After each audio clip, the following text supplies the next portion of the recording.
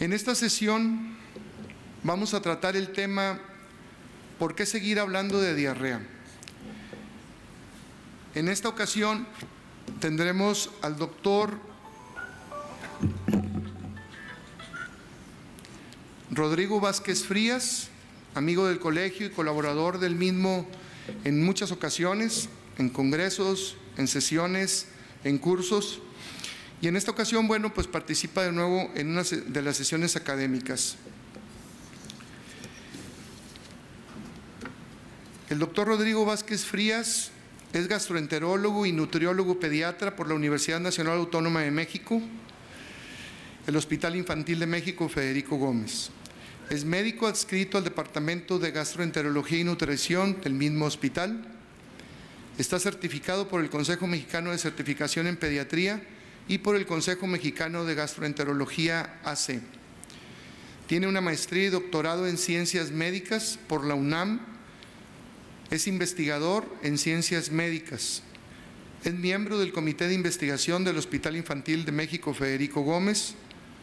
Es coordinador de certificación vigente del Consejo Mexicano de Gastroenterología.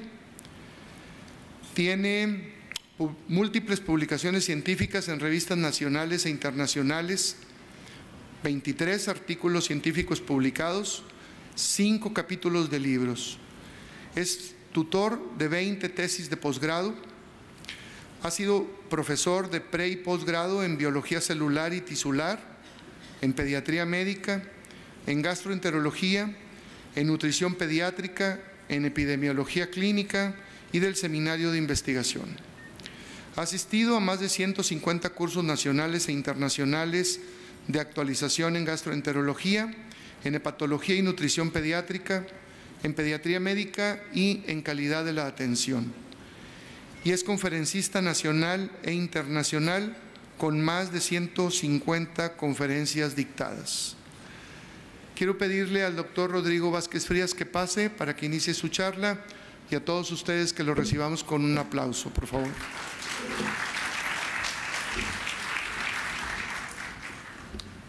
Muchas gracias. ¿Listo? Listo. Perfecto. Hola, ¿cómo están? Buenas tardes, noches. Muchísimas gracias. La verdad es que siempre es un placer ver caras conocidas y caras amigables de Monterrey. Sí, he participado en varios eventos y para mí es un gran honor. La verdad es que el que me sea considerado para poder venir a tan magnos eventos como son ustedes, tan organizados y que son ejemplo de otras sociedades a nivel nacional e internacional, creo que es un punto sumamente importante y la verdad agradezco el que estén ustedes invirtiendo esta tarde que podrían estar en su casa, que hayan venido y que hayan decidido estar aquí. Vamos a hablar acerca de un tema que probablemente la mayoría de ustedes va a decir, otra plática de diarrea, hemos oído miles, o sea, ya.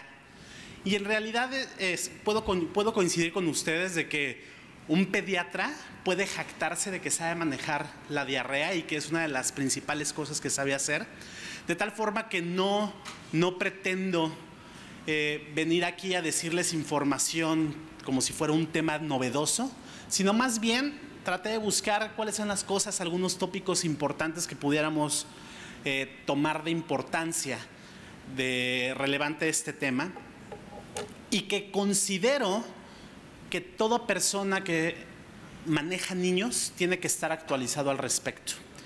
¿Y por qué comento esto? Porque a pesar de ser un tema que ya dominamos todos, que todos lo sabemos hacer, sigue siendo una causa frecuente de morbimortalidad. De tal forma que no está de más el continuar con estas cuestiones de actualización. Como les comentaba, la diarrea sigue siendo frecuente, sigue siendo una de las principales causas. A nivel mundial sigue siendo ocupa una de las primeras 5 causas por las cuales los niños están enfermando y muriendo. Afortunadamente en México, dadas muchas políticas que se establecieron desde hace mucho tiempo, podríamos decir desde hace más o menos como 30 años, y como vamos a ver ahorita en los gráficos, esto ha ido disminuyendo. Sin embargo, sigue habiendo causas, o sea, sigue habiendo eventos de niños que tienen diarrea y niños que se enferman por cuestiones de diarrea. En México es la 5ª causa de morbilidad, de tal forma que es algo que todavía tenemos patente. Y si bien es cierto, cuando ahorita veamos a nivel poblacional en México, la geografía de la diarrea está un poco más hacia el centro y hacia el sur, en el norte también se presentan eventos de diarrea de forma importante. Otro de los aspectos por los cuales es importante seguir hablando de diarrea es porque es una enfermedad prevenible, y quizás esto es uno de los aspectos que recientemente han hecho que disminuya de forma importante la tasa de diarrea, ya que contamos en un esquema nacional de vacunación con la vacuna contra rotavirus. Y si bien es cierto, esto nos coloca como uno de los países con mejor esquema nacional de vacunación, hay que recordar que de forma normal, de forma ecológica, van a surgir otros bichos, entonces, que ya no va a ser necesariamente el rotavirus, y entonces vamos a tener que empezar a cambiar a lo mejor las posibilidades diagnósticas o las cuestiones de cuáles son los agentes que van a emerger o que van a ser los más frecuentes a partir de este momento, a partir de que esta vacunación ha logrado una muy buena tasa de cobertura. Y el otro punto por los cuales tenemos que seguir hablando de diarrea es porque sigue siendo una causa importante de desnutrición. Y quizá aquí es donde nosotros tenemos un punto muy importante. Porque a pesar de todas las guías que existen, porque yo creo que ustedes han leído al menos 4 guías diferentes para el manejo de la diarrea, y todos hemos leído la guía de la OMS, de la OPS, o sea, la que normalmente tenemos y que no va a cambiar en un futuro próximo. A pesar de esto, muchas de las implementaciones en el manejo del día a día con cada uno de nuestros pacientes es diferente. Es decir, seguimos y se sigue presentando que los niños con diarrea se siguen dejando en ayuno, y seguimos haciendo reemplazos o rehidrataciones con soluciones no adecuadas. De tal forma que esto servirá simplemente como un recordatorio de las cosas que tenemos que hacer, que sabemos hacer bien, y mostrarles cuál es la realidad que tenemos en México al respecto de esta situación. Si ustedes se dan cuenta en este gráfico, vean cómo la evolución o la tendencia que tenía la diarrea, como lo podemos ver en este gráfico, era a ir, desde la etapa de los 80s, era a subir. Pero a partir de que empezaron todas estas medidas de salud pública, de cloración de agua, medidas higiénicas, vimos que ocurrió un descenso en esto. Sin embargo, no fue la única maniobra que ha funcionado y que se empezó a hacer. Deberán de recordar que más o menos en el año de 2007 fue cuando se introdujo la vacuna para rotavirus, y que esto ha causado un descenso de forma importante en el caso o en el número de eventos de diarrea. Si nosotros nos vamos a la tasa de eventos de diarrea aguda, que eso significa el EDA, por estado de la República, podrán ustedes observar que en la inmensa mayoría, a lo mejor no se logra distinguir, a lo mejor hasta allá atrás no lo logran distinguir bien, pero la inmensa mayoría corresponde a los países de sureste. Es decir, el sureste es donde normalmente, ahorita lo vamos a ver en un gráfico, cómo es donde se tiene la mayor cantidad de eventos de diarrea. Sin embargo, el norte no está exento, y algunos países y algunos estados presentan altas tasas de enfermedad diarreica aguda. Y si nos vamos a ver por edad, pues todos ustedes, si manejan niños, sabrán y estarán de acuerdo conmigo que no es para nada de sorprendente que la mayor tasa ocurre en los niños menores de 1 año.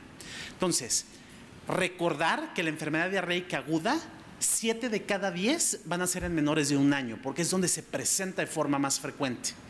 Y precisamente son en los menores de 1 año en los cuales las posibilidades de deshidratación y desnutrición son muchas. Por lo tanto, sigue siendo una causa frecuente, a pesar de que ya tenga una gran cobertura, que a lo mejor los niños mayores de 1 año y los escolares ya no se enferman tanto, en el caso de los menores de 1 año, siguen siendo tasas importantes de enfermedad diarreica aguda. Y vean cómo, pues sí, esto nos dice que la mortalidad, es decir, la muerte, número de muertes, pues prácticamente ya la estamos abatiendo. Actualmente debería de ser extremadamente raro que un niño se muera por un evento de diarrea aguda. Debería de ser un evento, y es considerado un evento centinela, el hecho de que un niño con diarrea aguda muera, porque existe todo un mecanismo poblacional, institucional, es decir, a través de todo México, pero sobre todo de todo el mundo, de cómo manejar a estos pacientes.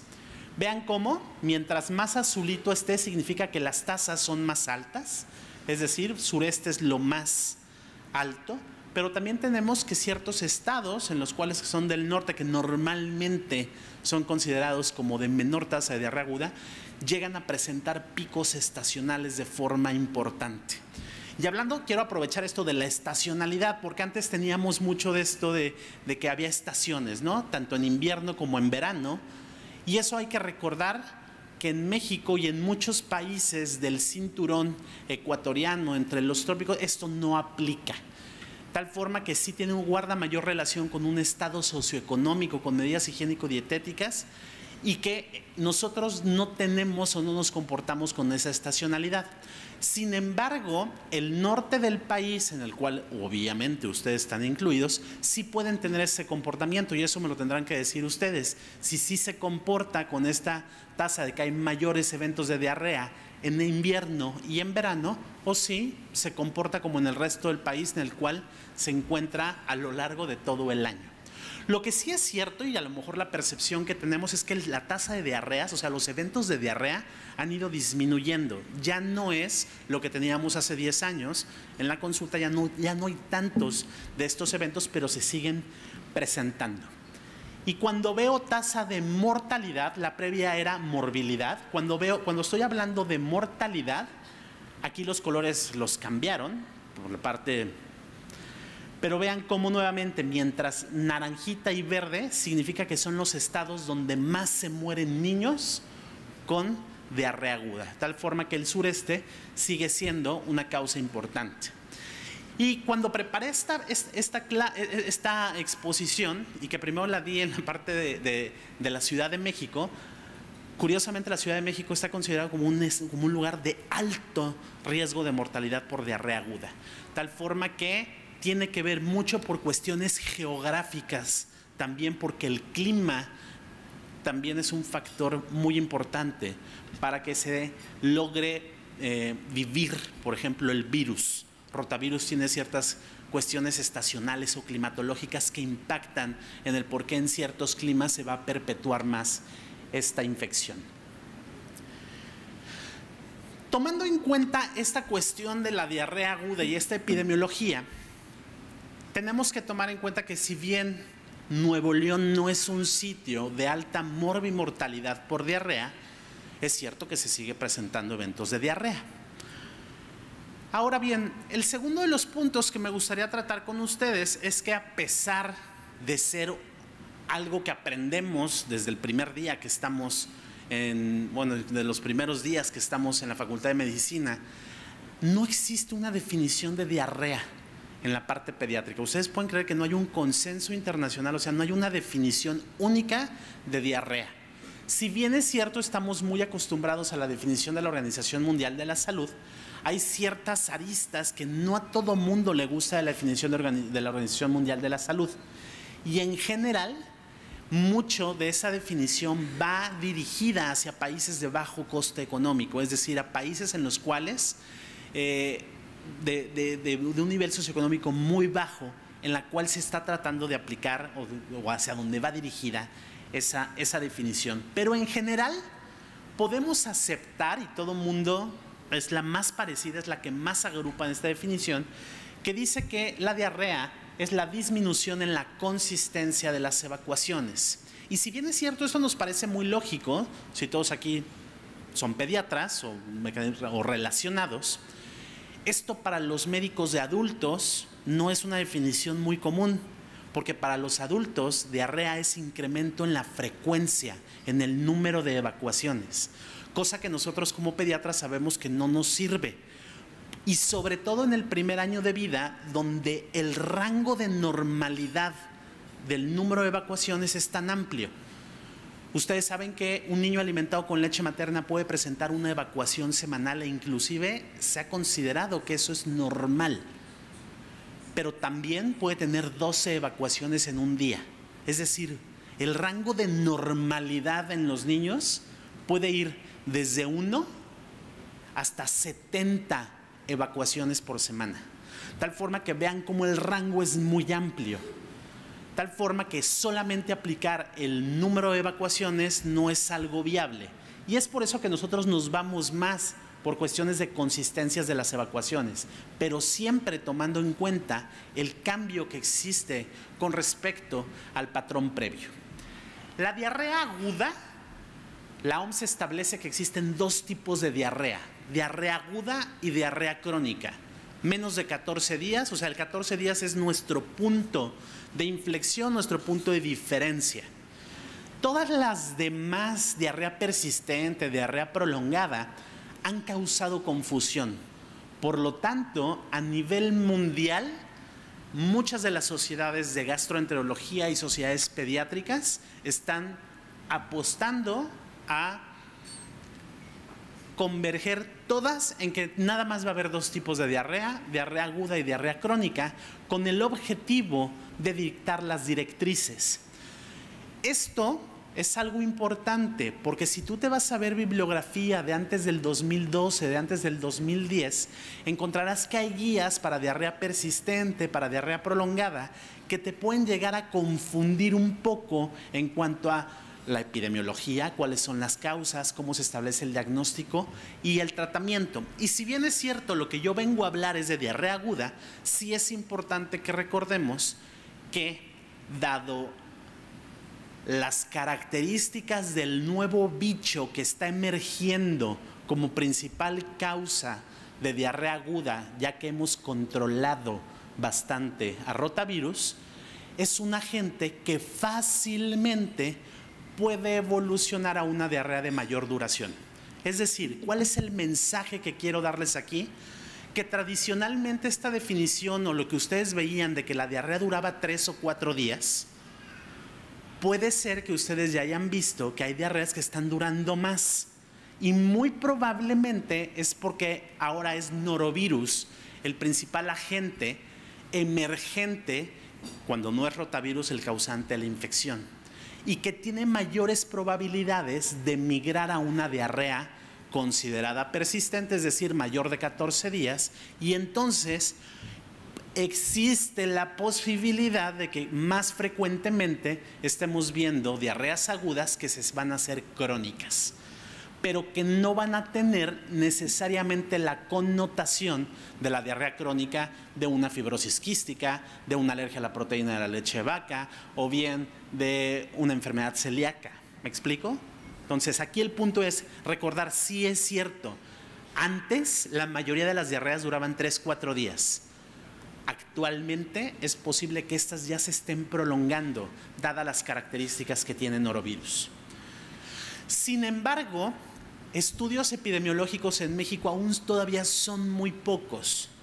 No podemos asegurar, pero dado el comportamiento que están presentando en otros países donde las tasas de erradicación o de vacunación son muy semejantes a México, es por eso que se han extrapolado estos estudios. Ojo, no quiere decir que no haya investigación epidemiológica de norovirus en México, sí la hay, pero no podemos generalizar en base a eso, que ahora ya sí, norovirus es el primer lugar. Sin embargo, vean ustedes, siguen siendo los virus los causantes de la mayor, a nivel mundial, la primera causa en los menores de 1 año. Lo mismo ocurre entre 1 y 4 años, y en mayores de 4 años empiezan a ser las causas bacterianas las que pueden ser consideradas. Y esto es un punto de recordatorio importante. Yo sé que muchos de aquí me van a decir, eso ya me lo sé de memoria, pero vale la pena recordarlo. La diarrea aguda, en la inmensa y muy inmensa mayoría de las ocasiones, no requiere tratamiento antibiótico. Son ciertos casos, y ahorita vamos a ver una guía o una propuesta de algoritmo a nivel mundial, que se los traigo a ustedes, no es muy diferente de lo que hacemos, para que nos recordemos en qué aspectos o en qué momentos podríamos considerar el tratamiento antibiótico. Vean, esto ya es, si tú te vas a los libros en los cuales han sido las guías internacionales que te dicen, bueno, estas son las causas más importantes, vean cómo, de todas formas, los virus siguen siendo la principal causa, pero ojo, México es considerado un país en el cual todavía está de transición. Si bien es cierto, ya no podemos ser considerados con esa mala categorización de tercermundistas, no tenemos las implicaciones o toda la infraestructura social, ecológica, de salud pública para ser considerados todavía de primer mundo. Por lo tanto, ¿a qué viene todo esto? México sigue siendo una causa importante de diarrea por parásitos, de tal forma que muchas de las guías internacionales y sobre todo de guías que vienen de la Asociación Americana de Pediatría o que vienen de la Asociación Europea de Gastroenterología se tienen que regionalizar, y es la propuesta que voy a comentar con ustedes en unos minutos. Es innegable que debido y gracias a la alta cobertura que se tuvo con la vacunación, los casos de diarrea aguda han ido disminuyendo, y tú puedes comparar cómo antes se tenía este comportamiento y actualmente el comportamiento es este. ¿Qué quiere decir? Verdaderamente han disminuido de una forma muy importante el caso de diarrea, y que probablemente, como les comentaba, ustedes puedan corroborar esta apreciación que se tiene a nivel nacional de que el número de eventos de diarrea ha disminuido. Y que, como siempre ocurre de forma ecológica, de forma normal, cuando un bicho deja de ser el principal agente causal de un padecimiento, otro puede emerger. Esto no significa que norovirus haya mutado o que norovirus se esté comportando de una forma mucho más agresiva, es simplemente que pues, está tomando este lugar. Antes los niños se enfermaban por rotavirus, y ya el norovirus pues, ni siquiera tenía modo de actuar. Ahora norovirus está considerado, les digo, en muchos países semejantes al comportamiento que nosotros tenemos, como la principal causa o el principal agente etiológico de la diarrea aguda, y sobre todo en los menores de 1 año, en general en los menores de 5 años. De tal forma que pues tenemos que aprender un poquito de norovirus. Este virus era conocido antes como virus similar al Norwalk. Es un tipo de calicivirus. Se los pongo ahí para que se puedan acordar, ¿no? Calicivirus, pero no me va a decir mucha información al respecto. Lo que sí es importante es que hay varios serotipos de norovirus, que hay ciertos serotipos específicos que aplican al humano, y que hay ciertos mucho más frecuentes que se presentan en población mexicana. Está conocido que es altamente infeccioso, que es resistente a calor, que es resistente a frío y a los desinfectantes comunes. Es decir, de hecho, actualmente, o bueno, no actualmente, sigue siendo considerado como un agente de categoría B de biodefensa. ¿Qué quiere decir esto? Que si algún loquito de su mente quisiera mermar en alguna población, podría echar norovirus a lo mejor al agua, ¿no? Y distribuirla, y ocasionaría un problema de salud pública de moderado impacto, ¿ok? Entonces, esto no es para asustarnos, decir, entonces este viene muy agresivo. No, tenemos que aprender a identificar que sí tiene una sintomatología un poco diferente al rotavirus que ya estábamos súper acostumbrados. Porque normalmente norovirus tiene manifestaciones clínicas un poquito diferentes, que aunque clínicamente voy a poder como que presuncionar, ¿no? Una presunción de que pudiera ser un Norwalk. No puedo asegurarlo porque no hay ningún signo o síntoma que sea patognomónico de este. El mecanismo de transmisión es igual, fecal-oral, por agua contaminada, y esto antes de la vacuna de rotavirus era considerado, bueno, era el principal agente en el caso de infecciones relacionadas a contaminación de alimentos, es decir, alimentos que no son adecuadamente almacenados en el adecuado frío. Norwalk es el principal agente relacionado con este tipo de infecciones, de tal forma que no es que lo estemos, que haya aparecido ahorita, sino que lo estamos redescubriendo nosotros como comunidad médica en general, lo estamos reaprendiendo dado este impacto que ha estado teniendo. Y el punto importante hasta el momento que sepamos es: no hay antiviral. Actualmente se están llevando a cabo estudios para desarrollo de vacunas, los cuales aparentemente son prometedores, pero hasta el momento actual no disponemos de vacuna contra el norovirus. Vean, el genotipo G24 es el que principalmente se encuentra en México, también como dato anecdótico para que lo sepamos. Y las manifestaciones clínicas que presenta es diarrea, pero ven que el norovirus normalmente era una diarrea y una diarrea acuosa que llevaba deshidratación. Aquí los cuadros de vómito, de dolor abdominal y de cefalea son mucho más frecuentes. De tal forma que si ahorita haces un flashback y dices, es que puede ser que este Juanito, que yo lo había visto, que su diarrea había durado más, que había estado muy vomitón, con dolor de cabeza, y que tampoco era así tan impresionante la diarrea, lo más seguro es que haya sido un virus Norwalk, es decir, un norovirus el que le haya causado este padecimiento. Ojo, lo voy diciendo desde ahorita, aunque después lo vamos a ver, no es necesario, aunque existe la forma de identificarlo a través de una prueba rápida, no es necesario. No invirtamos o no hagamos que gaste la gente en ese diagnóstico, porque no nos va a modificar en nada la forma en cómo lo vamos a manejar. Desde ahorita les digo que las guías de manejo de diarrea aguda que hemos aprendido siguen intactas. Soluciones de rehidratación oral y no dejar en ayuno al paciente sigue siendo el tratamiento estándar. No tenemos que modificarlo para este virus, ¿vale? Entonces no gastemos mandando a hacer la determinación. Eso dejémoslo para cuando Salud Pública o Secretaría de Salud se dedique o quiera hacer un estudio epidemiológico al respecto. Entonces en su momento se considerará. Y otro punto importante que me gustaría comentarles: habitualmente es una diarrea sin sangre, sin moco. Y ojo, si estás acostumbrado a pedir el típico coprológico que te diga los leucocitos en moco fecal, que no es necesario hacer para el manejo de una diarrea aguda, pero si lo haces a lo mejor de forma rutinaria, el estudio te puede dar un falso negativo.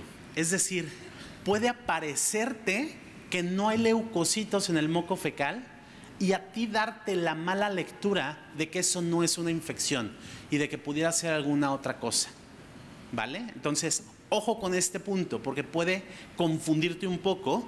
La recomendación sigue siendo la misma: no hagas leucocitos en moco fecal sistemáticamente en el abordaje de las diarreas agudas, pero si lo haces, ojo, el hecho de que esté negativo, de que no haya leucocitos, no significa que no sea un proceso inflamatorio infeccioso el que esté atacando en ese momento. Entonces, como les comentaba, puede ocasionar una diarrea aguda de 2 a 3 días de duración, pero se puede prolongar esta diarrea. No es tan raro que esto pueda ocasionar, no es la mayoría, pero no es tan raro que pueda prolongar, e inclusive es una de las causas frecuentes de que un niño empiece con el síndrome de intestino irritable postinfeccioso. Ustedes saben que un evento de una diarrea aguda que modifica la microbiota intestinal puede evolucionar hacia un síndrome de intestino irritable, la colitis nerviosa, ¿no? La colitis en general, postinfeccioso. y norovirus es uno de los agentes más frecuentemente implicados en este desarrollo. Y también puede ser causante de una enterocolitis necrosante. Vean, lo que quiero poner aquí es que aparentemente tiene una estacionalidad, es decir, se presenta más en los extremos por arriba de los trópicos es donde presenta esta estacionalidad muy semejante a la de norovirus en el caso de México y muchos de los países en los cuales norovirus se está colocando como uno de los principales agentes. Estamos observando que no tiene este patrón de estacionalidad, es decir, está teniendo el mismo comportamiento que rotavirus, de tal forma que prácticamente a la luz de lo que sabemos hasta ahorita, se presenta en todo el año, ¿vale? Puede haber ciertos picos igual en invierno y en verano, pero se presenta en general en todo el año. Vean, este es un esquema rápido de los estudios de laboratorio. Vean de cada uno de los agentes y lo que le habíamos comentado, si había dolor abdominal o no. Como norovirus es uno de los agentes que presenta característicamente, o sea, da dolor abdominal frecuentemente, o sea, hay mucho malestar abdominal. Evidencia fecal de inflamación, vean cómo casi todos tienen, pero norovirus es uno de los que no tiene leucocitos en moco fecal, entonces es otra cosa que nos permite identificar. Es una causa frecuente de vómito y náuseas, de tal forma que ahorita que veamos el tratamiento, vamos a ver cómo nuevamente vómito tiene que formar parte de nuestro abordaje terapéutico en un niño con diarrea, cómo vamos a manejar el vómito. Porque rotavirus sí provocaba, pero no provocaba tanto vómito. O sea, ahorita sí vamos a tener que ver y sobre todo entender que ninguna guía internacional o prácticamente ninguna guía internacional te dice que manejes el vómito con medicamentos antieméticos. Entonces haremos una consideración al respecto de esto. ¿Cómo evaluamos que un niño esté deshidratado o no? No vamos a meternos a más clases, ustedes saben perfectamente eso. Existen diferentes, de acuerdo a la Organización Mundial de la Salud, existen diferentes parámetros que se toman en cuenta. ¿Y para qué sirve este esquema? Bueno, pues porque es una parte muy bonita que tiene este sistema de la Organización Mundial de la Salud, porque en base a ciertos criterios clínicos que yo tengo la capacidad de identificar, me establecen un diagnóstico y me dicen qué tratamiento hacer. No ha cambiado, ese sigue siendo el mismo, y nosotros en México nos gusta mucho este signo del pliegue. Nos encanta a los latinoamericanos, o sea, eso de hacer el signo del lienzo húmedo nos gusta mucho. Ahorita les voy a enseñar cómo los europeos no lo toman en cuenta, pero para nosotros es así como de, ay, mira, ve, está deshidratado, ¿no? Se le queda el signo. Bueno, sigámoslo haciendo, aquí no tendríamos que hacer mayor modificación y el tratamiento sigue siendo exactamente el mismo. Evitar y tratar la deshidratación y la desnutrición. Creo que todos hemos leído y vale la pena que releamos este documento en el cual se nos explica cómo debemos de tratar un evento diarreico agudo. ¿Y qué quiere decir? Los objetivos claros y más importantes son evitar o tratar la deshidratación y evitar o tratar la desnutrición. Recuerden, si a ustedes les hacen una pregunta, ¿cuál es la principal causa de desnutrición a nivel mundial? El principal antecedente es la deshidratación, es la diarrea aguda, la enfermedad diarreica aguda. De tal forma que, ojo, no es nada raro que un niño con enfermedad diarreica aguda se pueda desnutrir. Yo sé que a lo mejor en tu micromundito de tu consultorio eso no ocurre. ¿Por qué? Porque nosotros como pediatras sabemos manejar bien en general la diarrea aguda. Nuestro papel como profesionales de la salud es ir a educar a la enfermera, al médico general, a cualquier médico de primer contacto acerca de este punto.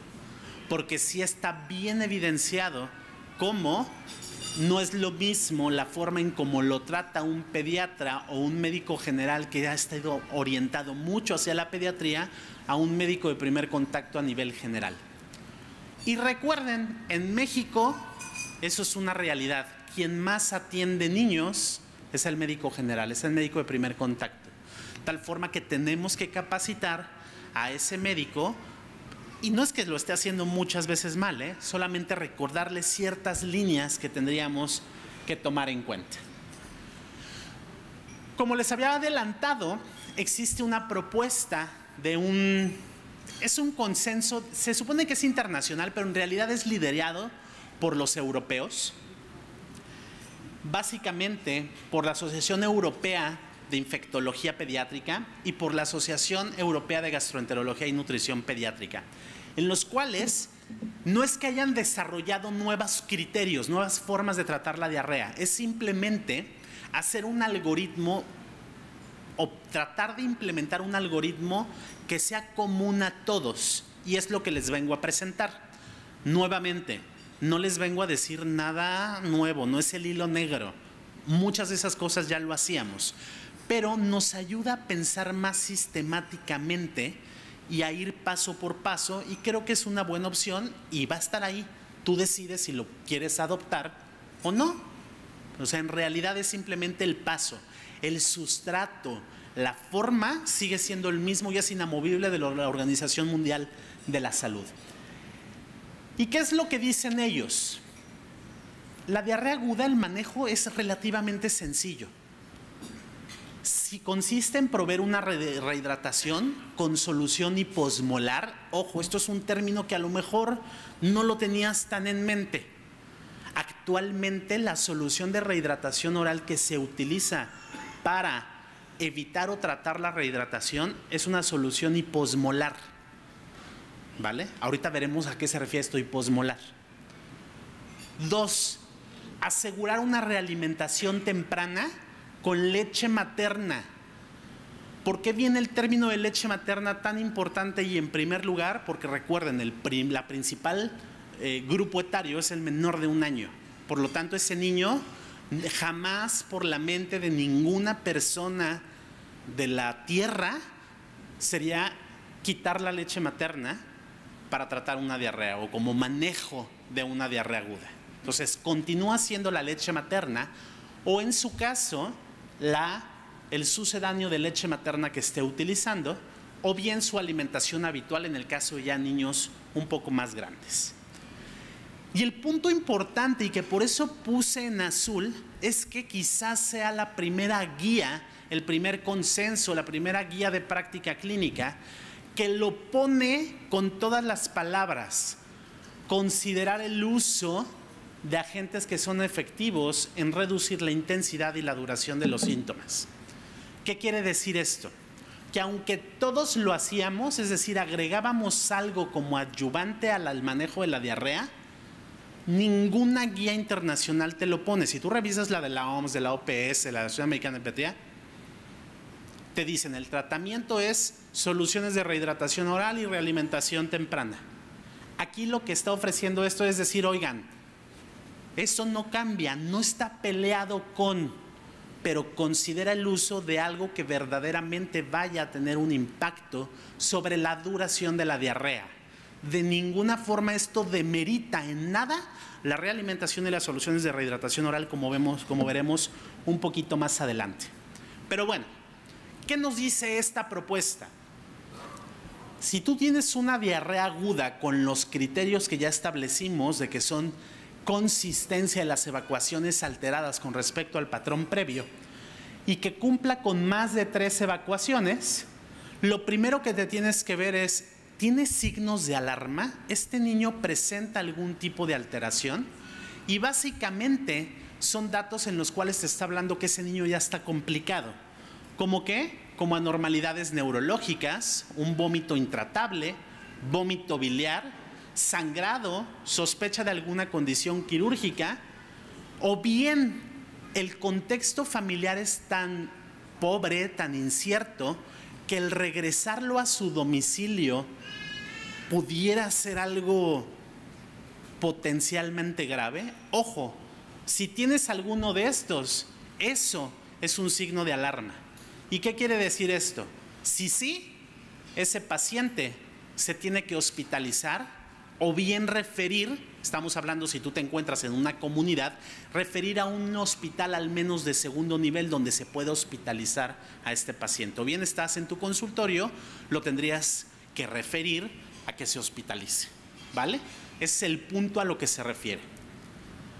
Si no tiene alguna de estas condiciones, de forma rápida que tú estás viendo, lo que tendrías que hacer, lo que hacemos habitualmente o lo que deberíamos de hacer habitualmente, evaluar el peso, y eso nunca lo hacemos.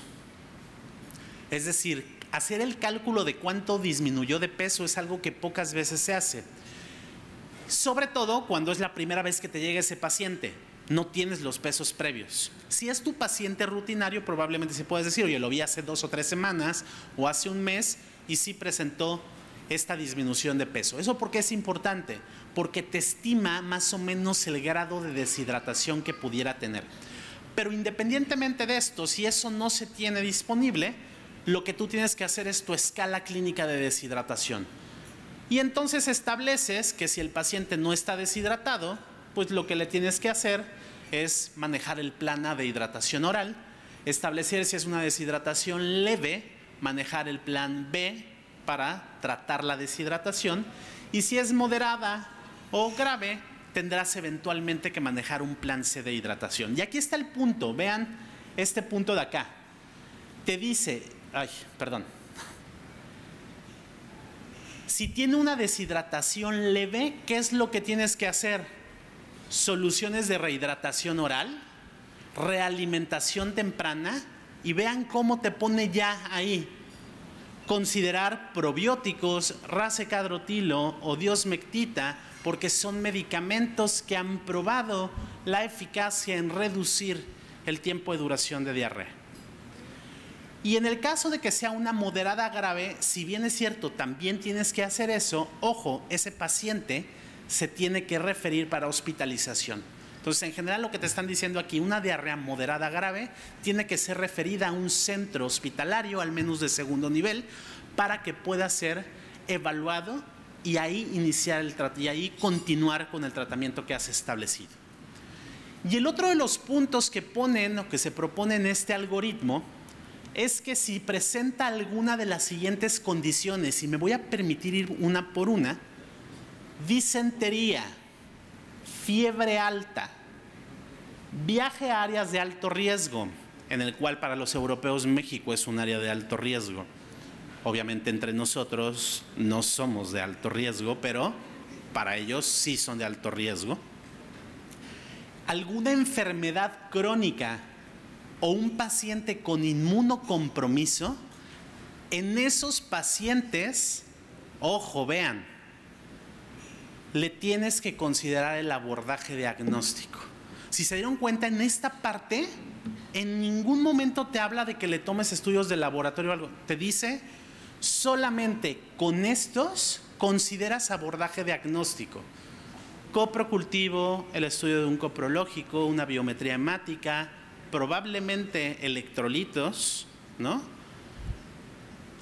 Y si el resultado es negativo, ese paciente lo tienes que hospitalizar.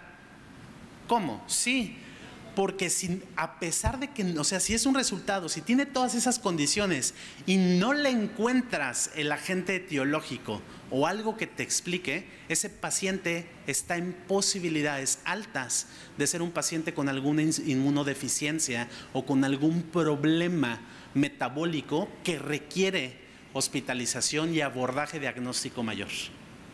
Si alguno de los estudios te sale positivo, entonces le darás tratamiento. ¿Y cuál es el tratamiento? Vean, soluciones de rehidratación oral, realimentación temprana, considerar antibióticos, porque dadas estas características, ahí sí aplica el que un antibiótico de forma empírica se pueda iniciar y después se ajuste con el cultivo, considerar probiótico y diosmectita. que son de los medicamentos que han probado en este tipo de pacientes en los cuales tú pudieras llegar a utilizar. Si se dan cuenta, vean, no están diciéndonos grandes cosas diferentes a las que hacemos, pero nos da una forma más estructurada de cómo tendríamos que tomar en estos pacientes. Y ojo, algunos de estos pacientes también eventualmente es posible que requieran hospitalización. ¿Por qué? Porque probablemente vayan a hacerse más tardados, porque vayan a tener mayores probabilidades de complicarse o de presentar este tipo de tener este tipo de complicaciones. Ellos proponen esta escala de deshidratación. Ojo, si no les gusta, no la hagan. La verdad es que es prácticamente lo mismo, nada más que ellos no hacen el pliegue cutáneo, que les digo, a nosotros latinoamericanos nos encanta. Pero ellos nada más dicen apariencia general, ojos, mucosa y lágrimas. Y le dan un puntaje y te dicen puntaje 0 sin deshidratación, 1 a 4 leve y 5 a 8 moderada o grave. Aquí el punto es que es muy preventiva. Aquí no quieren que hagas la diferenciación necesariamente entre leve, moderada y grave. Que desde moderada o grave, pum, ese paciente ya lo estés refiriendo hacia otro lugar para evitar que se te complique. Hacen algunas consideraciones en este mismo papel, en el cual dicen que el llenado capilar es un signo bastante útil, es sencillo, es reproducible y fácil de usar, todos lo podemos hacer, ¿no? Y el llenado capilar para lo que te sirve es que si es hasta 2 segundos, se excluye una deshidratación grave.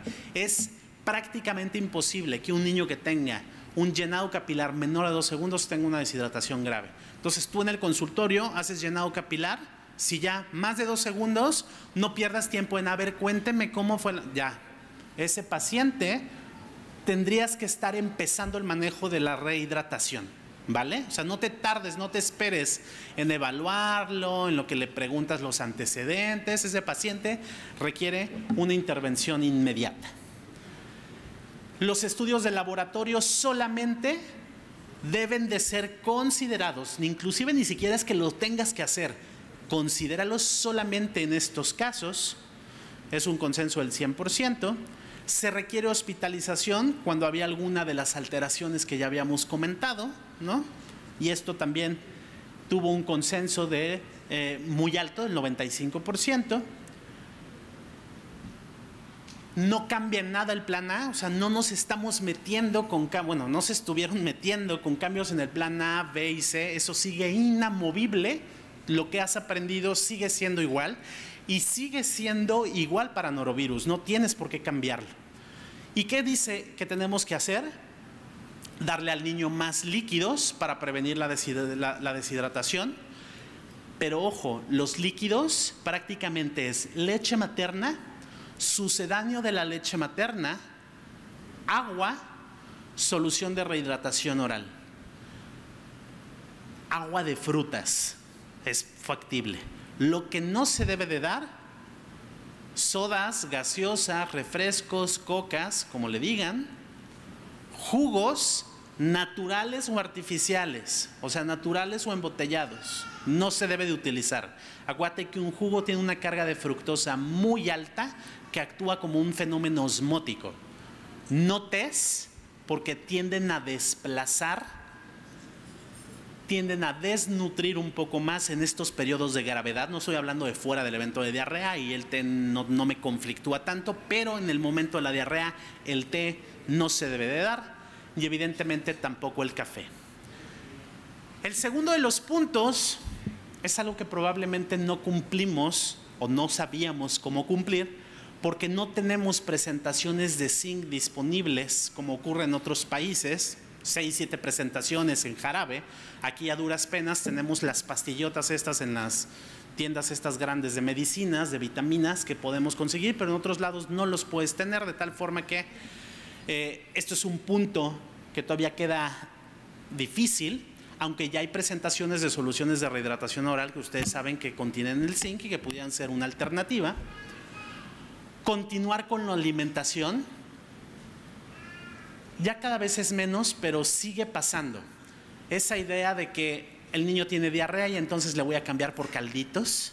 Recuerden, los caldos no alimentan absolutamente nada y es una idea muy clavada en la población y lamentablemente en algunos médicos de decir, pues tiene la diarreíta, o cuando tienes diarrea no comas cosas grasosas. Eso es erróneo. Favorezcan el que se coman cosas grasosas porque se favorece o se evita grandemente la desnutrición. Entonces sí se pueden comer cosas grasosas. Es decir, tiene que tener su alimentación normal, habitual, no suspender en general grandes cosas. Y llevar al niño a la consulta de un profesional sanitario. A nosotros, no sé si a ustedes les pasa que siempre nos ha causado ¿cómo que lo lleven a la consulta? Acuérdense que el plan A de hidratación oral está ideado para que cualquier persona que esté en contacto con un niño pueda implementarlo. Es decir, un trabajador social puede implementar un plan A de hidratación oral, ¿no? Un personal comunitario, y después lo manda a que sea revisado por un médico. La piedra angular del tratamiento igual sigue inamovible: soluciones de rehidratación oral y la realimentación temprana. Son los dos, porque siempre nos aprendemos que las soluciones de rehidratación oral, pero son los dos: solución de rehidratación oral y realimentación temprana. Es el tratamiento, la piedra angular del manejo de la diarrea. Rápidamente, las soluciones de rehidratación oral que actualmente se deben de utilizar son hiposmolares, es decir, que tengan 60 o 75 milimolas por litro de sodio.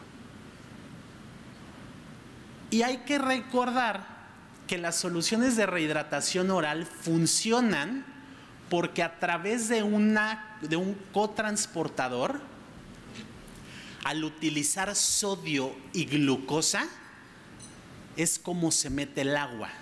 Si no tengo sodio o no tengo glucosa o tengo exceso de uno y disminución del otro o cualquier combinación, la rehidratación no se da. Y esto es importante para explicar el por qué la bebida rehidratante para el sudor, para los deportistas, no me va a funcionar. Pero es que es la que sabe rica y es la que se toma. Sí, pero no va a funcionar porque no se activa este transportador, ¿vale?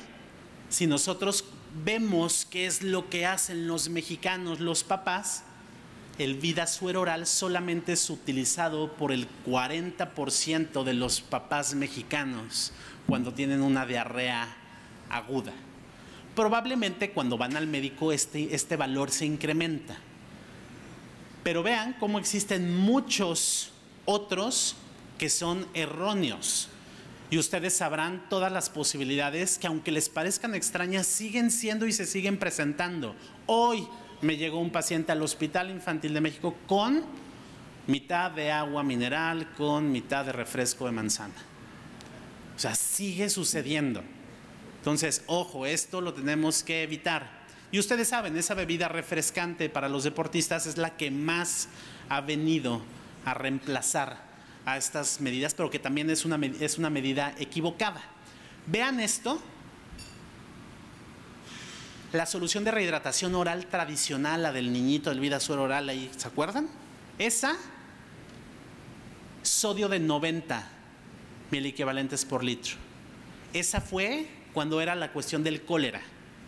La que debemos de utilizar actualmente, porque sí hay estudios que han demostrado que esta de osmolaridad reducida o hiposmolar es más efectiva que la solución previa. Hay estudios que lo demuestran. De tal forma que es solución de rehidratación oral hiposmolar o de baja osmolaridad. Hay algunas, es por eso que ustedes han visto que esa bebida rehidratante o solución rehidratante, el SR90, ya desapareció y que ahora ya es SR75 o SR60, ¿no? 75 los europeos, la OMS dice 60, cualquiera de las dos está bien, ¿vale? Pero hay otra que se llama SR45. Esa SR45 no es para tratar diarrea. Entonces, es importante que le expliques al familiar, oye, hay de dos tipos, hay una SR60 y una SR45, tiene que ser la SR60. SR45 podría funcionar como preventiva, es decir, un niño que no está deshidratado podría tomar eso como líquido para evitar la deshidratación. Vean cómo la bebida deportiva rehidratante tiene muchos hidratos de carbono, pero la cantidad de sodio es insuficiente. Ese niño no se va a rehidratar porque ese cotransportador no va a funcionar adecuadamente. Lo mismo sucede con el zumo de naranja. Vean, muchísima fructosa, muchísimo carbohidrato, pero no tiene prácticamente nada de sodio. Y por lo tanto, no va a funcionar, no va a rehidratar. Esta es la estrategia médica, y siempre lo digo, que más vidas ha salvado en la historia de la humanidad. O sea, la estrategia, la herramienta que los médicos tenemos que más vidas ha salvado ha sido las soluciones de rehidratación oral. Mucho más, evidentemente, que los antibióticos, que las quimioterapias y que cualquier cosa, que vitaminas, que las vacunas, las soluciones de rehidratación oral son lo que más han salvado vidas, ¿vale? No desmerece ninguna de las demás. Nada más decir que el comentario va a que para que esto cambie, no va a suceder. No va a aparecer un tratamiento mágico para la diarrea en lo que resta de nuestras vidas, ¿vale? Esto va a ser inamovible.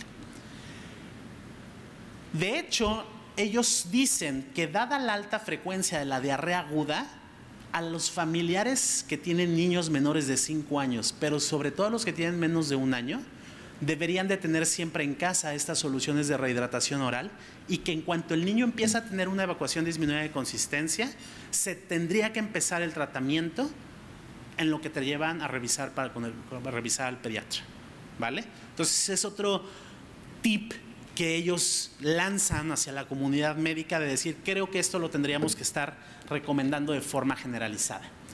Ojo, las soluciones de rehidratación oral son efectivas para evitar o tratar la deshidratación, pero no modifican el curso o la historia natural de la diarrea. No impactan en el tiempo que va a durar la diarrea. Y si ahorita nos estamos tomando en cuenta que desde el punto de vista epidemiológico, norovirus va a ser un virus que va a tardar más días, creo que este punto, la consideración última que ellos hacen de considerar el uso de algún medicamento o alguna estrategia que ayude a disminuir, creo que es algo que tenemos que tomar en cuenta. Inicio de la vía oral. En cuanto un paciente, si yo lo reviso, tiene diarrea aguda y no está deshidratado, sigue su alimentación. Está deshidratado, lo rehidrato, y en cuanto lo rehidrato, es decir, a las 4 o 8 horas, ese niño ya está alimentando. Lo que no se vale es dejar en ayuno, porque evidentemente si tú dejas a un niño que tiene diarrea, la inmensa mayoría son diarreas osmóticas. Y estas diarreas osmóticas o secretoras inclusive se pueden ver beneficiadas con el ayuno y va a disminuir la evacuación, pero también se incrementa grandemente la posibilidad de desnutrición. Por lo tanto, no lo debemos de permitir. Vean, tiene un nivel 1A de evidencia clínica. O sea, hay ensayos clínicos controlados que demuestran que la alimentación temprana, contrario a lo que mucha gente piensa, no va a generar que el niño requiera rehidratación intravenosa o que empeore. Les va igual o mejor, de hecho les va mejor en muchos de los casos, porque estás habilitando el tracto gastrointestinal y esto evita eventos de disbiosis y mayores complicaciones en general. Pero vean, en México, una buena proporción sí disminuye la cantidad de comida, o algunos médicos sí dejan en ayuno a los pacientes, los hospitalizan para dejarlos en ayuno y colocarles soluciones intravenosas, que seamos aquí, digo, no lo hemos hecho, ¿no? Pero, ojo, el seguir con la alimentación disminuye las probabilidades de disbiosis asociada o de alteración de la microbiota y les va a ir mucho mejor. En general, les va a ir mucho mejor. Punto álgido. ¿Quitar o no quitar la lactosa? Si yo les pregunto aquí, prácticamente todos me van a decir que no se debe quitar la lactosa. ¿Sí o no? Porque así lo dice la Organización Mundial de la Salud, ¿no? Sin embargo, son como muchas cosas que hemos ido trayendo. No existe suficiente evidencia para recomendar el uso. La OMS lo dice, ¿eh?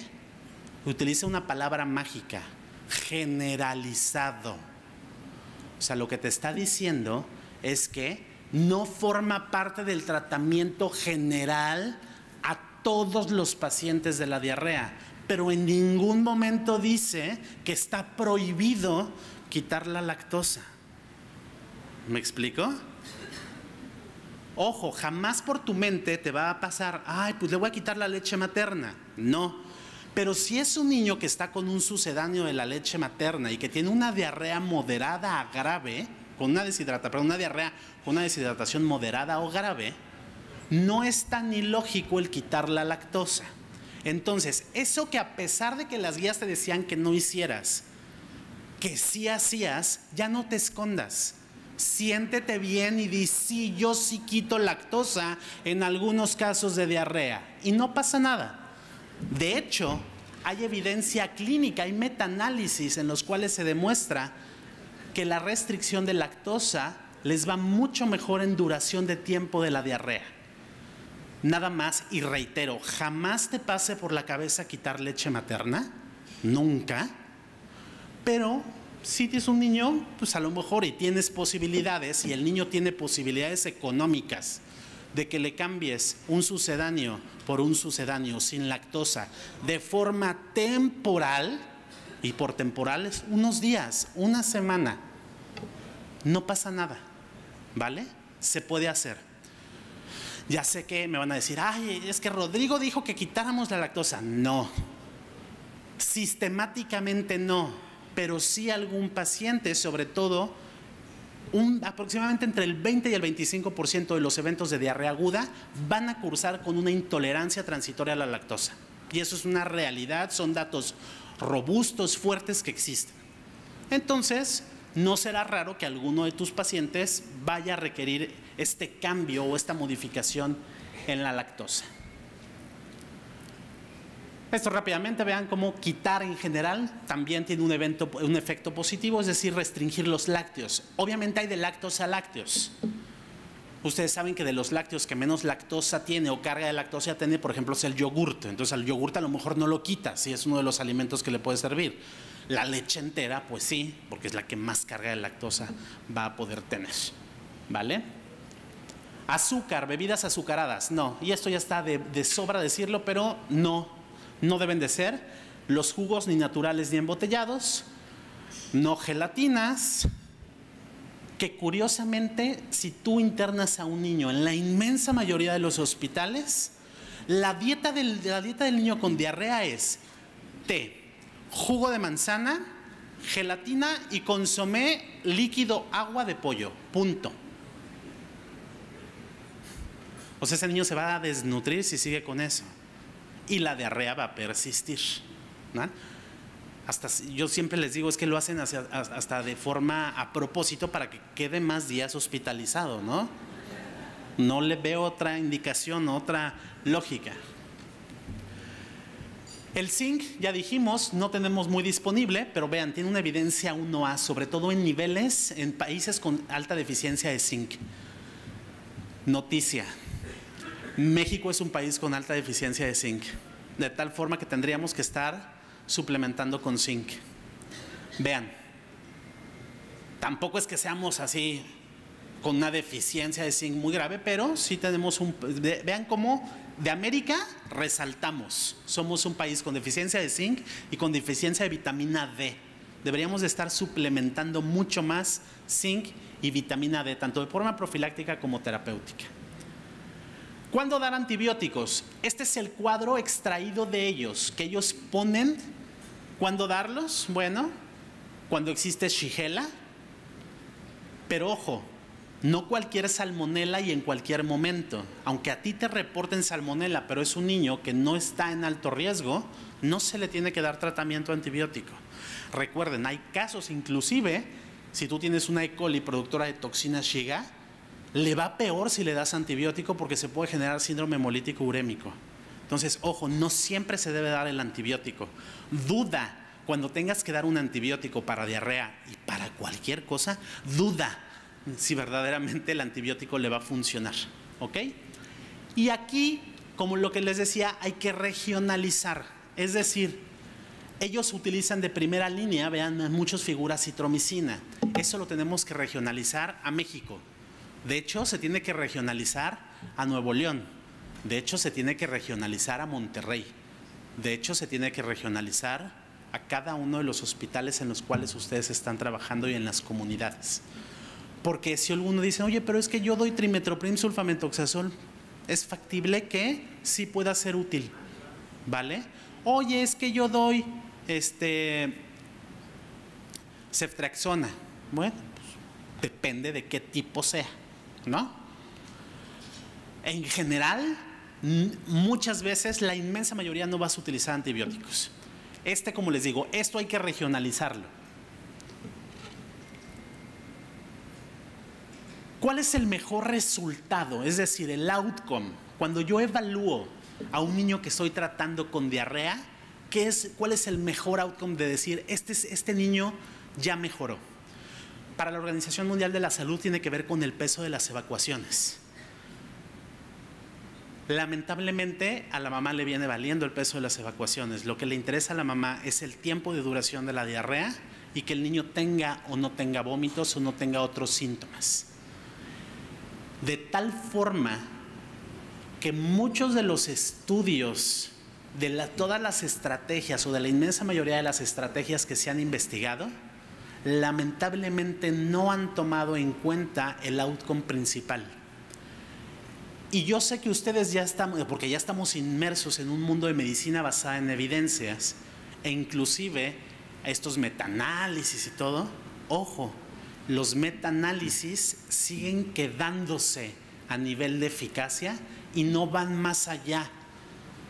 El fin último es dar la mejor estrategia para cada uno de tus pacientes. Y cuando los médicos logremos entender que a veces la estrategia más adecuada para mi paciente no necesariamente es la más eficaz en ensayos clínicos súper controlados en los cuales tengo todas las variables controladas, lo vamos a poder entender. Es cuando podamos aspirar a tener mejores guías. Cada vez más vamos a estar viendo cómo las guías van a tomar en cuenta la disposición, las preferencias del usuario final. Por lo tanto, muchos de los estudios que actualmente ya se encuentran corriendo toman en cuenta las características del destinatario o del cliente final, o en su defecto del papá del cliente final, es decir, del familiar, ¿vale? Y esto es una cosa muy importante. Días de diarrea es algo que preocupa mucho a los familiares. Por eso este punto toma una relevancia muy importante. Mi invitación es a que sí lo tomemos en cuenta. Es decir, considerar medicamentos que pudieran, o de un farmabiótico que pudiera estar favoreciendo este tipo de cosas. Rápidamente, para el vómito, el ondansetrón es muy bueno. Hay metaanálisis que han demostrado cómo el ondansetrón es bueno para el vómito. Es muy eficaz. En una guía de práctica clínica orientado hacia el paciente final estará. Eso es decisión de una cosa muy propia entre cada uno de nosotros con nuestro paciente. Es el punto que quiero llegar. Las guías de práctica clínica son para que tú expreses, pero el que toma la decisión final es tú con cada uno de tus pacientes. Si tú le pones, oye, ondansetrón es muy bueno para el vómito, nada más que te va a encarecer el tratamiento de forma muy importante.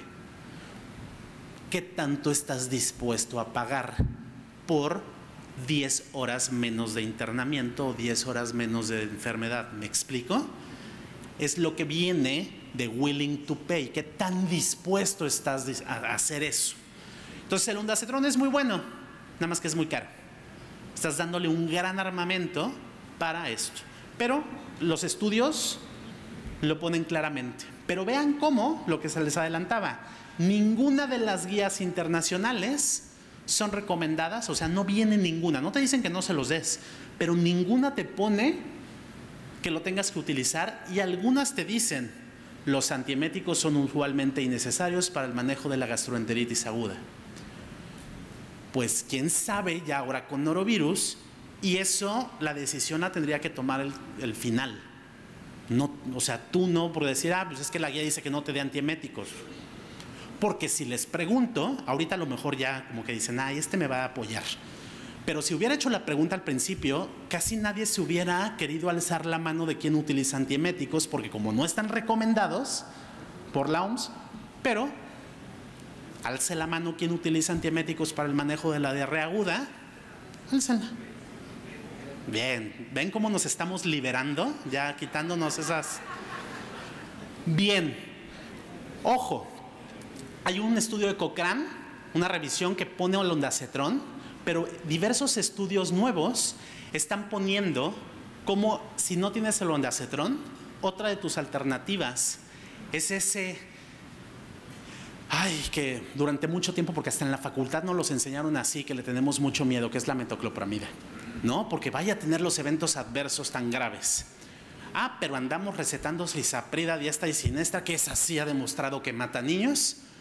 Y la metoclopramida no ha matado ni un solo niño, Entonces, ojo, tenemos que reaprender cosas que a lo mejor aprendimos mal.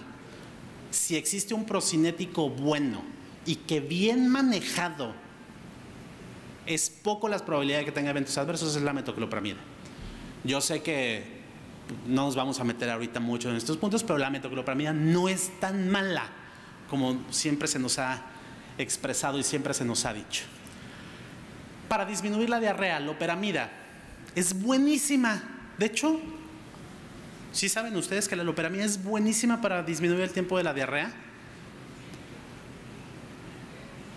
¿Ustedes la usan? ¿Por qué no la usamos? Pues porque nada más se te pueden morir. Vean cómo es un fármaco la relación. El riesgo supera mucho el beneficio que puede tener. Y es muy bueno, es muy eficaz. De hecho, de los medicamentos más eficaces para disminuir la diarrea, yo creo que es el más eficaz. Pero los riesgos son muy altos, ¿vale? Por eso no siempre utilizamos el medicamento más eficaz, porque tenemos que ponderar con otras cosas. Entonces el mensaje sigue siendo el mismo, la loperamida no lo debemos de utilizar. Prebióticos no están indicados, sobre todo porque no hay estudios que hayan demostrado, y los pocos que hay, o sea, no hay muchos estudios, y los pocos estudios que hay no han demostrado una utilidad. Entonces no tenemos que adicionar prebióticos. Durante un tiempo estuvieron estas soluciones de rehidratación oral, ¿se acuerdan? Que venían adicionadas con FOS y con GOS. No funcionaron porque no hay evidencia que muestre su utilidad. El consenso establece que el rasecadrotilo puede ser considerado como un coadyuvante. Hay estudios que demuestran, nada más que rasecadrotilo, acuérdense que actúa sobre todo con diarreas que son del tipo secretoras. Probablemente el mecanismo que establece norovirus, rasecadrotilo, no vaya a ser lo más eficaz. No estoy diciendo que no sirva, pero probablemente ya no vaya a ser lo más eficaz. Pero de todas formas es una alternativa que tenemos. Diosmectita puede ser considerada igual como un tratamiento adyuvante a las soluciones de rehidratación oral. Y vean, el acuerdo bastante bueno, pero no todo mundo le gusta la diosmectita. Y bueno, punto. O sea, hay ciertas limitaciones. Otros medicamentos como caulimpectina, subsalicilato de bismuto, gelatina de tamato, hasta el momento no han sido recomendados. Ojo, es una realidad. Recientemente salieron 2 estudios de gelatina de tamato que les da una libre esperanza, pero hay mucha evidencia controversial y como no hay consistencia en los estudios, todavía no lo podemos recomendar. Probablemente sí sea eficaz, pero no hay evidencia todavía de que se pueda recomendar. Esta es la diapositiva que más me gusta y es la que más me gustaría dejárselas a ustedes. Porque esto sí tenemos que educar a todos los médicos y a toda la gente de que no se debe de utilizar antibióticos que se etiqueten como antisépticos. No, es que son antisépticos, estos no le hacen nada a la microbiota y no la dañan. No, por supuesto que sí. ¿Por qué? Porque lo que tienen es neomicina, nifuroxacida, y estos causan alteraciones en la microbiota y tienen los mismos efectos deleterios en los primeros 5 años de vida que cualquiera otro de los antibióticos. De tal forma que no se deben de utilizar y recordarles, no sirven para matar virus, ¿vale? Y estos cualquier persona puede llegar a comprarlos. Están ahí en los estantes, no necesitan una receta, ¿vale? ¿Y los probióticos? Pues los probióticos, ustedes sabrán que yo tengo un sesgo muy importante. Soy un probiotiquero, me gustan mucho los probióticos. Creo que dado prácticamente la ausencia de eventos adversos que presentan, pues se pueden utilizar de forma muy importante y para muchas cosas. Y a diferencia de muchos de los otros tratamientos para la diarrea aguda, el probiótico sí tiene la capacidad de disminuir la diarrea, pero también de favorecer la reconstitución de esa microbiota, cosa que los otros a lo mejor no hacen de forma habitual. Ellos establecen que se debe considerar el uso de probióticos con evidencia clínica de diarrea aguda, consenso del 100%.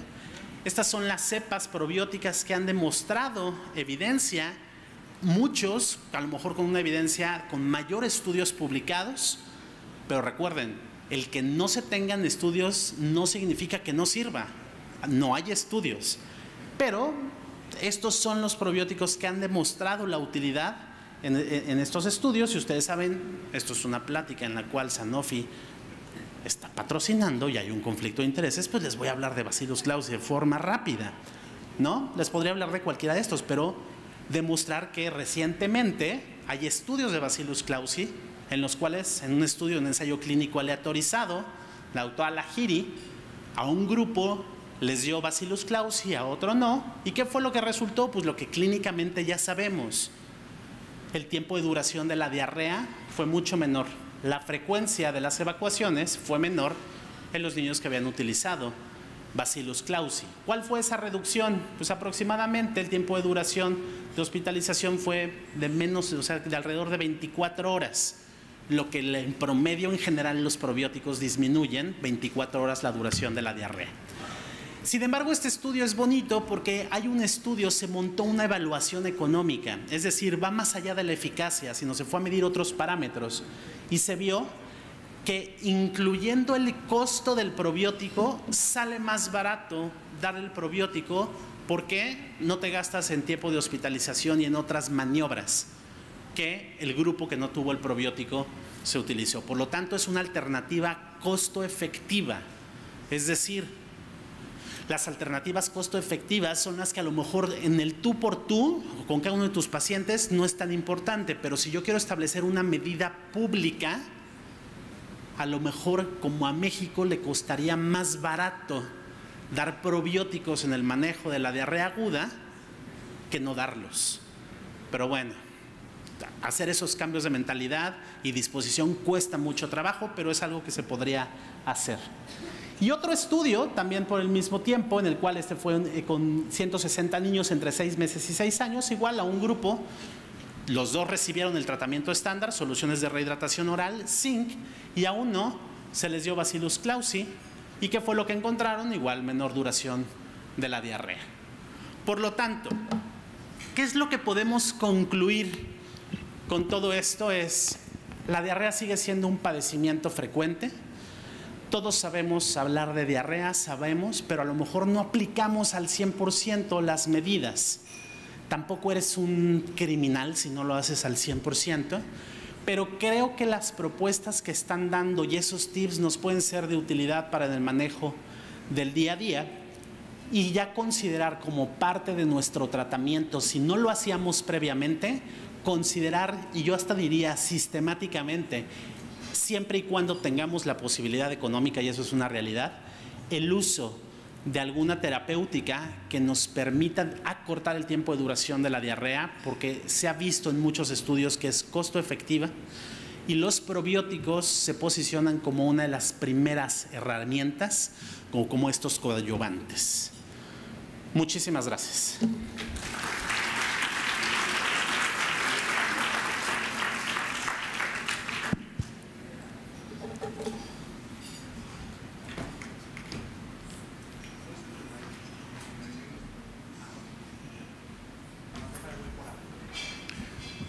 ¿Alguna pregunta que tengamos de los pediatras que están conectados por la plataforma de internet?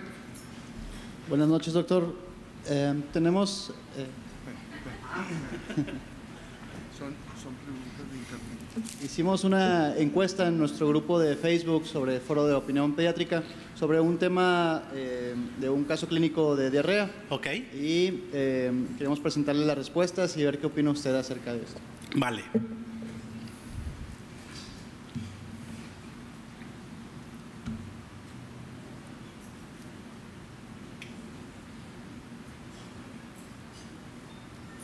¿Lo van a pasar, Hernán? Sí. Sí, podemos poner el caso clínico. Es un paciente femenino de 7 años y refiere 3 días de evolución con hipertermia no cuantificada, presentó náuseas sin vómito y evacuaciones semilíquidas fétidas con moco, aproximadamente 6 a 8 por día. En la exploración física se reportaban nada más datos de una deshidratación leve con un abdomen blando y timpánico, peristalsis aumentada. Además de lo que vimos sobre la alimentación y la terapia de hidratación oral, ¿qué otra medida de tratamiento estaría indicada para disminuir la duración de los síntomas? Y las respuestas que tuvimos en la siguiente diapositiva. Tenemos que de los que contestaron, la mayor parte respondió que el uso de probióticos está indicado.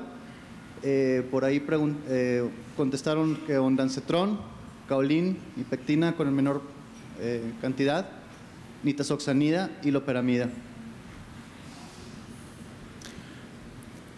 No lo maten, no lo metan a la cárcel, ese que contestó loperamida. Si bien es cierto, la loperamida está prohibida, eso sí, en menores de 5 años. Un niño de 7 años, a lo mejor ya el evento adverso ya no es tan grave. Pero no quiero decirlo tan así porque si no pareciera como que le estamos dando una licencia a utilizar, ¿vale? Pero en adolescentes y adultos la loperamida, de hecho en los adultos la loperamida es muy socorrida y muy utilizada, ¿vale? Entonces tampoco la pongamos como que ya es un medicamento que jamás debas de utilizar, porque los gastroenterólogos pediatras que están aquí no me dejarán mentir que nosotros lo utilizamos mucho en diarreas crónicas. Niños con intestino corto lo utilizamos. Qué buena respuesta que tenemos todos y que todo el mundo piensa en probióticos. Eso es algo que, la verdad, creo que ya en los últimos 10 años hemos estado impulsando mucho para que esto suceda. Y nada más ahí la nitazoxanida no es mi primera opción.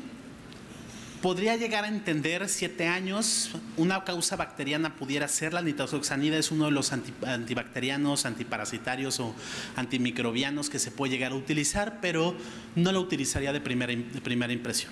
Pero me quedo con ese 95% que contestó probióticos. Muchas gracias. Y a continuación tenemos algunas preguntas de los colegas que nos siguen por internet.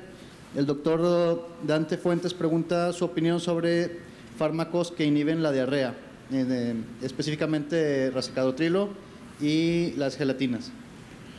Son medicamentos, racecadotrilo es un medicamento que ha demostrado buena evidencia. Tiene un nivel 2, 1B, es decir, hay ciertos estudios en los cuales, o sea, no siempre sale positivo el efecto, entonces eso no le da un 100% o no le da un nivel 1A.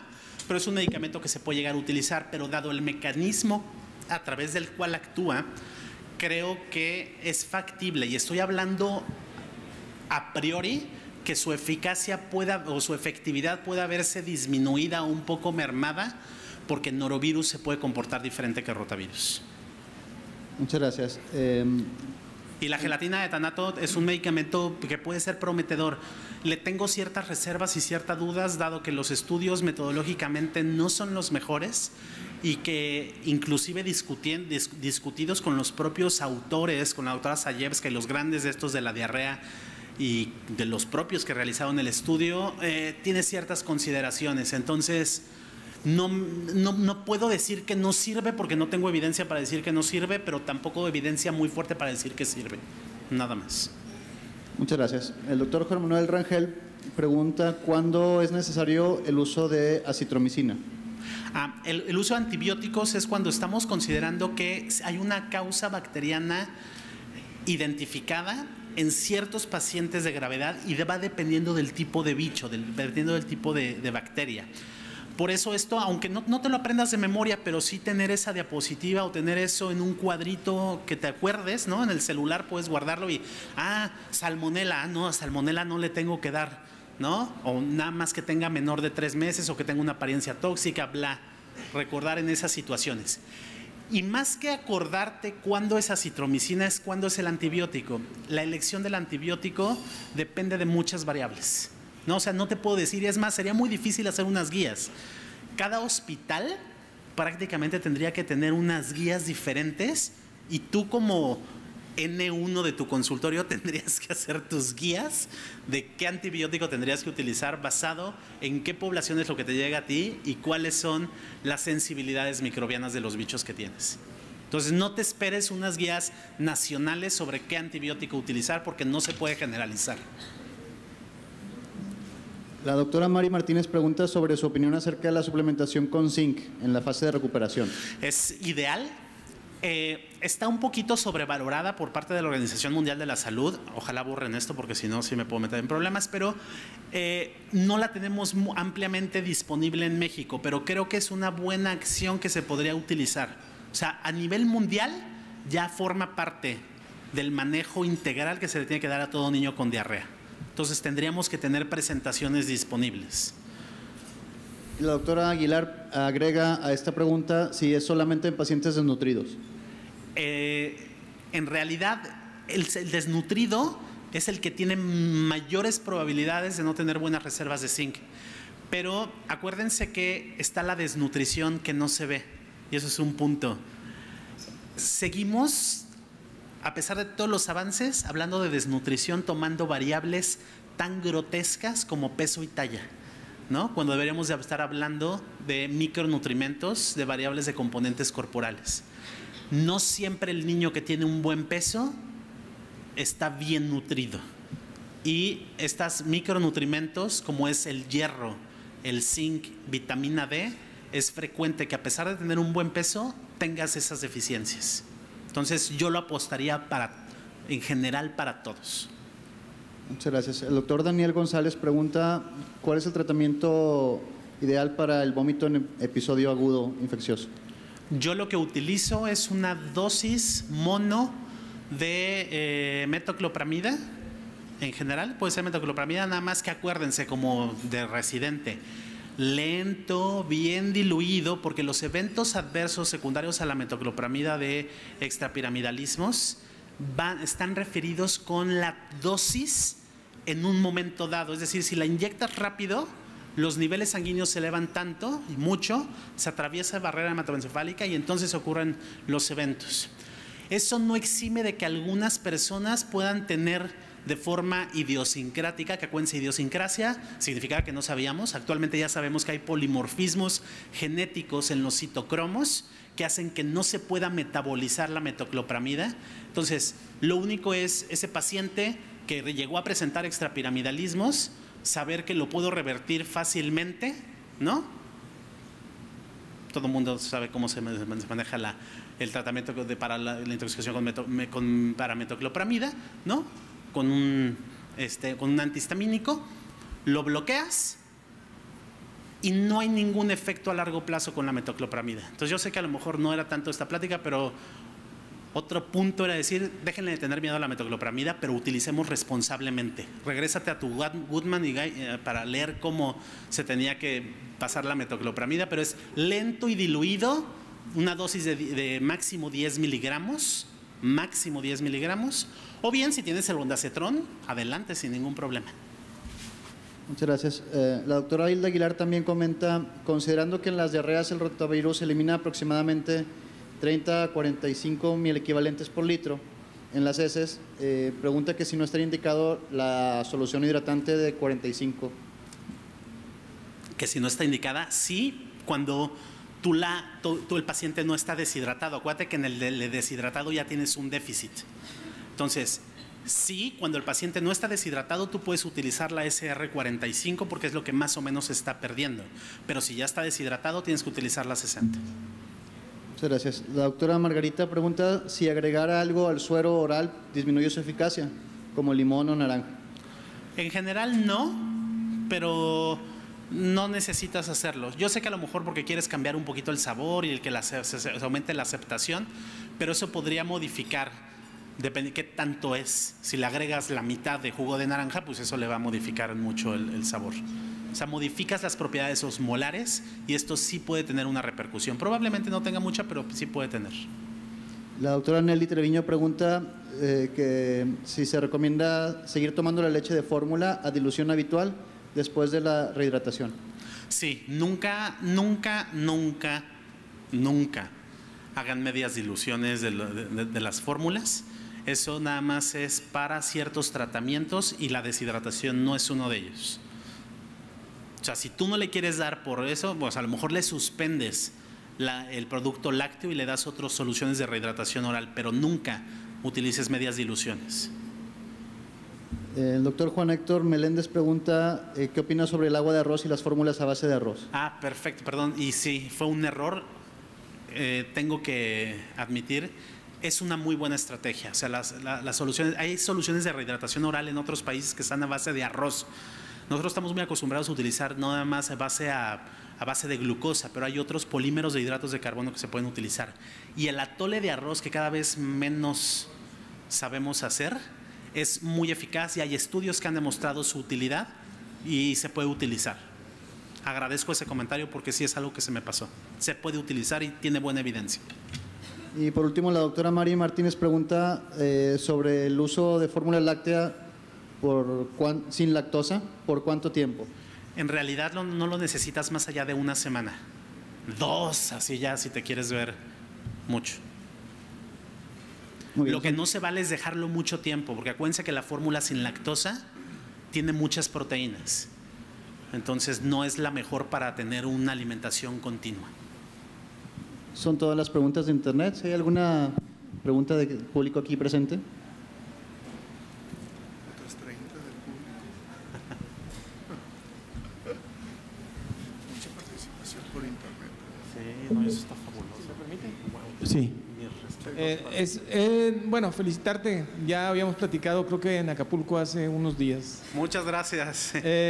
Nada más algunas peticiones a la comunidad. O sea, como bien dijo, cuando tenemos las epidemias por norovirus, vas al restaurante, estás en tu casa, lavarse las manos 30,000 veces y aclarar que los geles antibacteriales son antibacteriales y no protegen contra el norovirus. Entonces, ese es un error que comúnmente ocurre en la comunidad. Llegas al restaurante, usas el gel y te pones a comer.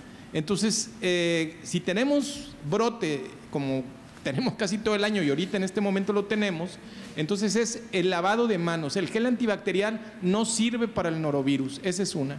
Y la otra es que a mí, hay muchas cosas, ¿verdad? Pero una de las cosas que a mí me da vergüenza, que la FDA año tras año nos manda a decir en qué producto mexicano está la salmonela. Y nosotros estamos, Chihuahua, aquí hay salmonela y hay salmonela, y yo te lo juro que es salmonela.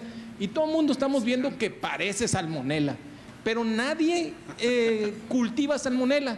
Entonces mi petición es, si tú sospechas que es una diarrea bacteriana, hazle el hemocultivo. Claro. ¿Verdad? Hazle el hemocultivo porque no tenemos, mira, el año pasado, el año pasado fue la papaya, me parece. El antepasado fue el pepino. Y anteriormente habían dicho exactamente que los jalapeños de la región de Allende, Nuevo León. O sea, que los gringos nos manden decir esto, yo creo que es una vergüenza. ¿Sí me explico? O sea, tenemos aquí los jalapeños de Allende, Nuevo León, con salmonela, aquí la epidemia de salmonela. Y después, ya para noviembre, diciembre, ya cuando ya pasó, vienen los gringos a decirnos, ¿sabes de qué? Me mandaste salmonela en tu chile. Y le digo, el año pasado fue la papaya, el antepasado fue el pepino. O sea, no puede ser que ellos nos manden decir qué problema tenemos nosotros. Y así muchas cosas. Bueno, gracias. Muchas gracias. ¿Alguna otra pregunta?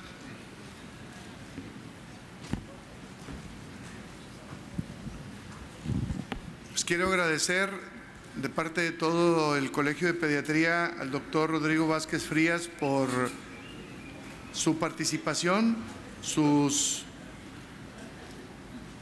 amplios conocimientos sobre el tema, que seguramente nos dejaron muchas cosas nuevas.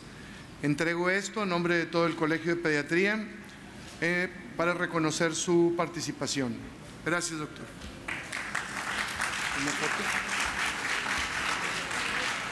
Que te volteen. ¿Que me voltee qué? No, Ah.